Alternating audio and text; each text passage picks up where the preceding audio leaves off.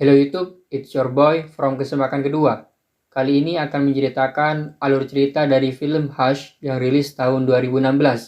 Film ini ditulis dan disutradarai oleh Mike Flanagan, sebuah karya yang merupakan awal dari karirnya. Film ini bercerita tentang seorang penulis yang tuli dan bisu harus menghadapi teror dari seorang pria misterius. Berdurasi selama 87 menit, kalian akan dipertemukan dengan berbagai aktornya. Kate Siegel, John Gallagher Jr., Michael Tracko, dan Samantha Sloyan. Oke, tanpa kakek Ita itu, jauh dari keramaian kota, tinggallah seorang wanita di pemukiman yang sepi dan tenang. Wanita ini bernama Maddie, seorang penulis yang tuli dan bisu, dengan sengaja mengisolasi dirinya ke tempat yang lebih tenang agar bukunya bisa segera ia selesaikan. Maddie yang tinggal sendirian di rumahnya terlihat sibuk memasak dengan resep yang ia temukan di internet. Kala itu seseorang menghubungi Maddie untuk memberi kabar bahwa ia akan mampir ke rumah Maddie. Seseorang itu adalah Sarah, tetangga Maddie yang tinggal tidak jauh dari rumahnya. Sarah datang untuk mengembalikan buku Maddie yang ia pinjam. Sarah berkomunikasi dengan bahasa isyarat. Sebenarnya Maddie bisa mengerti, cukup melihat dari gerak bibirnya. Hanya saja Sarah suka mengekspresikan setiap gerakan dalam bahasa isyarat. Maddie penasaran dengan pendapat Sarah tentang bukunya. Ternyata Sarah cukup kagum dengan buku Maddie yang sudah ia baca itu. Karakter yang Maddie ceritakan berhasil membuat Sarah takjub. Bahkan, Sarah yang biasanya bisa menebak ending dari sebuah cerita, kali ini ia gagal untuk menebaknya. Obrolan mereka harus terhenti setelah alarm kebakaran berbunyi begitu keras. Maddie lupa mematikan panggangannya, yang akhirnya terlalu panas dan menimbulkan asap. God, that is one hell of a fire alarm. Well, I imagine that would wake anyone. Sarah merasa bersalah atas masakan Maddie yang gosong itu. Sarah mengundang Maddie untuk makan malam di rumahnya. Namun Maddie menolak karena ia harus meneruskan tulisannya. Kemudian Maddie menerima pesan dari Craig. Maddie memutuskan untuk tidak memberi balasan dan mengabaikannya. Malam itu, Maddie benar-benar dibingungkan dengan ending yang harus ia pilih untuk bukunya itu. Maddie mencoba menghubungi Craig dengan ragu-ragu dan mengurungkannya. Saat Craig menelpon balik, Maddie justru menghindar dan membiarkannya. Maddie yang kala itu sedang membereskan sisa makanan yang ia buat sore tadi, didatangi oleh Sarah yang terlihat sangat ketakutan. Sarah menggedor-gedor pintu kaca, berharap Maddie menyadari keberadaan Sarah di luar yang sedang membutuhkan bantuan. Tapi Maddie tidak bisa menangkap suara dan getaran yang Sarah buat. Sebuah anak panah menancap di punggung Sarah. Pria misterius yang memburu Sarah berhasil membidik dan melesatkan busurnya. Maddie masih saja belum menyadari, sampai akhirnya pria bertopeng itu melayangkan beberapa tusukan kepada Sarah, membuatnya banyak kehabisan darah dan tewas. Pria bertopeng itu memerhatikan Maddie. Beberapa kali mengetuk pintu kaca, namun Maddie masih saja tak menyadarinya. Psikopat itu pun memutuskan untuk memindah mayat Sarah. Telepon kembali berdering. Craig berusaha untuk menghubungi Maddie. Ia mengabaikannya dan kembali meneruskan tulisannya. Tanpa Maddie sadari, pria misterius itu sudah masuk ke dalam rumahnya dan siap membunuh Maddie. Namun tiba-tiba Max menelepon. Pria bertopeng itu langsung menghindari dari Maddie yang menerima video call dari Max. Maddie menceritakan kebuntuannya dan Craig terus menelepon. Max memotong pembicaraan Maddie dan menanyakan seseorang yang ada di belakang Maddie. Maddie menyangkalnya dan mengatakan bahwa itu hanya kucing peliharaannya. Setelah obrolan mereka diakhiri, Maddie mencari kucingnya ke seluruh sudut ruangan, sembari membunyikan tempat makan si kucing yang sudah terisi. Maddie heran karena biasanya si kucing dengan cepat datang setelah Maddie membunyikan mangkoknya itu. Tak ingin ambil serius dengan hal itu, Maddie kembali ke laptopnya dan memikirkan kembali ending untuk bukunya. Kemudian ia menerima pesan dari ponselnya sendiri. Maddie membuka pesan itu dan mendapati foto dirinya yang diambil beberapa menit lalu. Maddie kaget dan bingung dengan perlahan menuju pintu yang sebelumnya belum sempat ia tutup kembali. Maddie melihat pria bertopeng memegang ponselnya. Maddie bergegas menutup pintu dan menguncinya.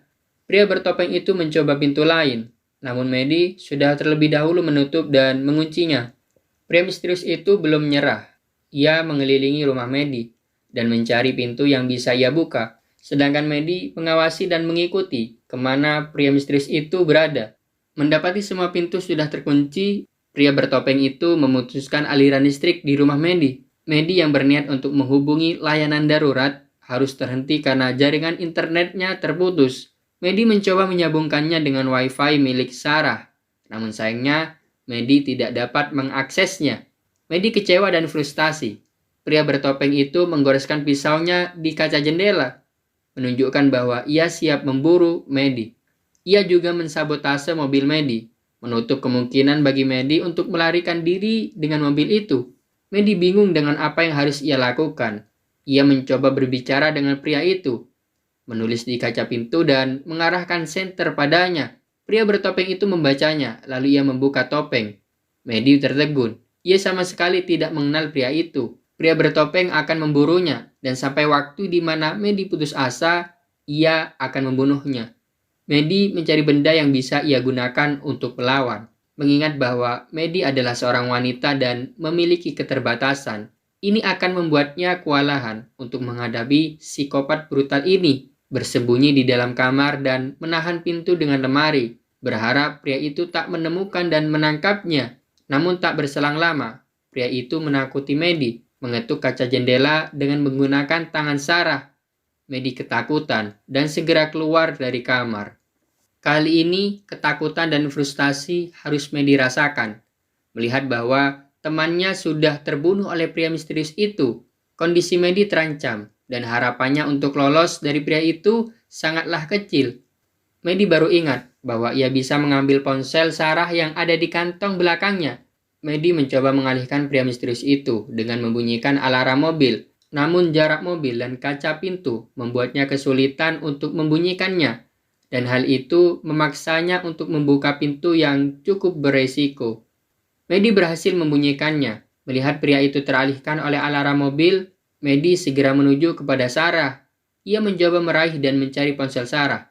Pria itu sudah mematikan alarm mobil, sedangkan Maddie belum mendapatkan yang ia cari. Maddie bergegas masuk dan menutup jendela. Pria itu dapat meraihnya. Ia yang kewalahan mengambil palu dan memukulkannya ke pria itu. Palu tertancap di lengannya, cukup membuat pria misterius kesakitan. Pria itu menunjukkan ponsel yang Maddie cari, sudah berada di tangannya. Lagi-lagi, Maddie harus memutar otak untuk lolos dari kejaran pria misterius itu. Pria itu kembali mengelilingi rumah, mencari celah untuk bisa masuk. Kali ini, Maddie harus lebih waspada dan hati-hati. Pria misterius yang tangannya terluka semakin terpacu untuk memburu Maddie. Maddie keluar dari rumahnya. Ia bersembunyi di kolong rumah, menunggu celah sampai ia bisa melarikan diri. Saat di mana pria misterius itu lengah, Maddie mencoba kabur dari sana. Pria itu menyadari dan melesatkan busurnya. Merasa dirinya terancam, Maddie berubah pikiran dan kembali masuk ke rumahnya.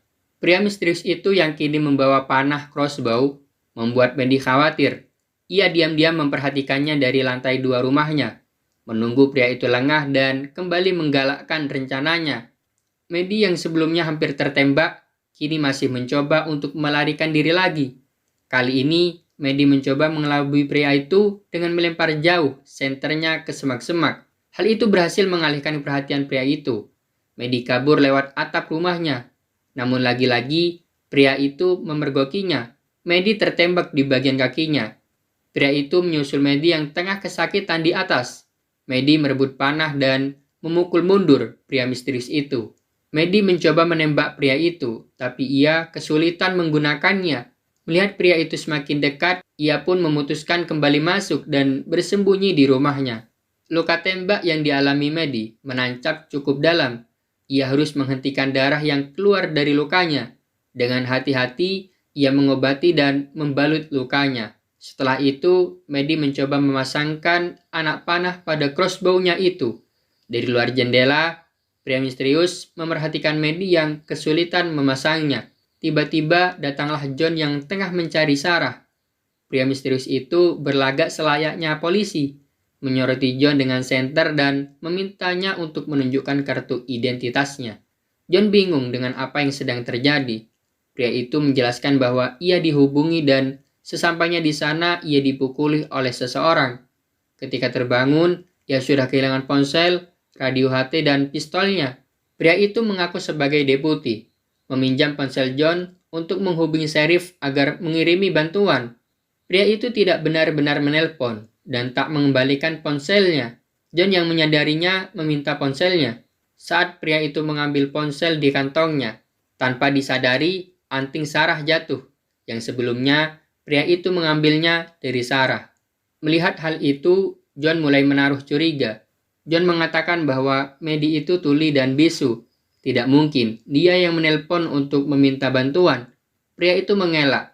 Bisa saja yang menghubungi kantor kepolisian adalah Sarah. John berusaha mengalihkan perhatian pria itu dengan mengatakan bahwa biasanya Maddie menaruh kunci cadangan di bawah pot bunga. Sedangkan John mengambil batu dan menunggu pria itu lengah saat akan memukul pria misterius itu. John teralihkan oleh Maddie yang menggedor-gedor kaca pintu. Pria itu langsung menusuk leher John. Ia tetap mencoba melawan meskipun dengan sempoyongan.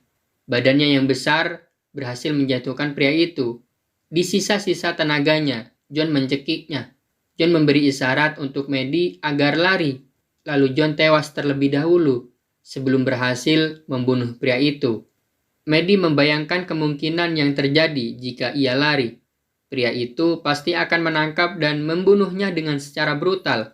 Maddie berpikir keras kala itu, membayangkan setiap rencana beserta berbagai kemungkinan resikonya. Hal ini membuat Maddie bingung dan dilema. Mencoba untuk menghidupkan aliran listrik hanya akan memudahkannya untuk ditangkap. Jikapun berhasil, pria itu akan kembali mematikan arus listrik atau memotong beberapa kabel atau rencana lain. Maddie mencoba untuk bersembunyi. Jika pria itu tak bisa menemukannya, Maddie akan tetap mati karena kehabisan darah. Atau cara lain, kembali melarikan diri dengan kondisi kakinya yang terluka. Tentu dengan mudahnya tertangkap seperti percobaan-percobaan sebelumnya. Segala rencananya itu memiliki ending yang sama, yaitu Maddie akan tewas dan seperti apapun kondisinya, selama pria itu masih hidup, ia akan terus memburunya. Satu-satunya rencana yang tersisa adalah dengan melawan dan membunuh pria itu. Saat pria misterius berniat membunuh kucing milik Maddie, anak panah tertusuk pada dada bagian atas dari pria itu. Maddie bergegas kembali masuk, namun ia harus mengambil sisa anak panah yang terjatuh. Pria itu langsung menutup pintu yang membuat tangan Maddie terjepit. Pria itu dengan keras menginjak jari tangan Maddie yang membuat beberapa jarinya patah. Maddie yang sudah lelah dan muak menantang pria itu untuk membunuhnya. Pria itu mengambil besi dari bagasi mobil John untuk memecahkan pintu kaca. Sedangkan Maddie menuliskan ciri-ciri pria misterius itu sebagai tanda apabila terjadi apa-apa kepadanya. Lalu Maddie bersembunyi dan bersiap menyerang. Tanpa Maddie sadari, pria misterius berhasil masuk dari jendela ruangan itu. Nafas pria misterius yang mengenai Maddie membuatnya sadar dan langsung melakukan perlawanan. Maddie berhasil menusuk kaki pria itu. Kemudian, Maddie yang kini pandangannya mulai kabur, lari menuju dapur. Dengan kaki pincangnya, pria itu mengejar. Ketika berniat menyerang, Maddie langsung menyemprotkan obat serangga ke mata pria itu. Maddie juga membunyikan alarm kebakaran, membuat pria misterius semakin kacau dan tak beraturan. Maddie yang berniat mengambil pisau dijatuhkan oleh pria itu dan beberapa kali ditendang. Maddie sudah mencoba menggigit dan menekan luka pria misterius itu, tapi ia cukup kuat dan tangguh. Maddie yang kewalahan mencoba meraih semacam bau tajam di sebelahnya. Maddie meraihnya dan menusukkannya ke leher pria itu. Pria misterius itu pun tewas seketika. Maddie mengambil telepon dari pria itu dan menghubungi bala bantuan. Lalu, kepolisian pun datang. Hikmah yang bisa kita ambil dari film ini adalah jangan sekali-kali memberi password pada Wi-Fi. Jikalau Wi-Fi punya Sarah tanpa password, bisa saja Maddie mengakses Wi-Fi-nya. Istilah kata, Maddie dapat menghubungi petugas setempat, dan hal itu tak akan membuat keadaan semakin rumit dan sampai membuat John terbunuh. Tapi kembali lagi, ini sekedar film. Meskipun begitu, pesan yang ingin disampaikan oleh sutradara, istilah kata, adalah one and only. Wi-Fi jangan di password, begonol. Udah segitu aja dan jangan lupa untuk subrek agar karir kesempatan kedua untuk kedepannya. Akhiron, wassalamualaikum warahmatullahi wabarakatuh.